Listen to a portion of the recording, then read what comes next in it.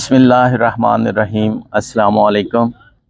آج ہم legal studies بک lower class course کے لیسن پلان نمبر 23 میں دفعہ ہے 451 451 تعزیرات پاکستان، اس کے بارے میں بات کرتے ہیں۔ ایسے جرم کے لیے مداخلت بیجا بخانہ کرنا جس کی سزا قید ہے۔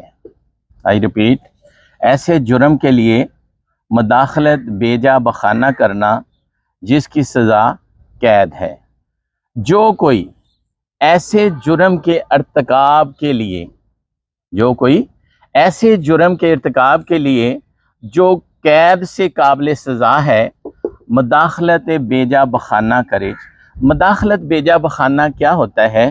کسی کے گھر میں بلا اجازت داخل ہونے کو کہتے ہیں۔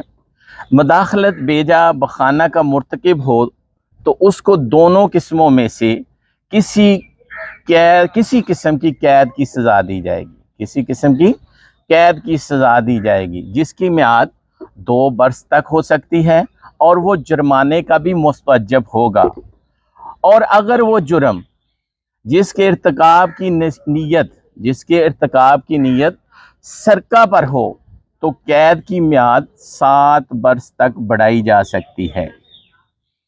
اس کی شرح اس طرح سے ہے: فیڈرل شریعت کورٹ مستغیث کے بیان کی تائیدی شہادت کی بنا پر اور اس بنا پر کہ ملزم خود کو غلط طور پر مقدمہ میں ملوث کرنے کی کوئی وجہ تحریک ثابت نہ کر سکا، اس نتیجہ پر پہنچی کہ استغاثہ نے ملزم کے خلاف اپنا مقدمہ بلا معقول شک و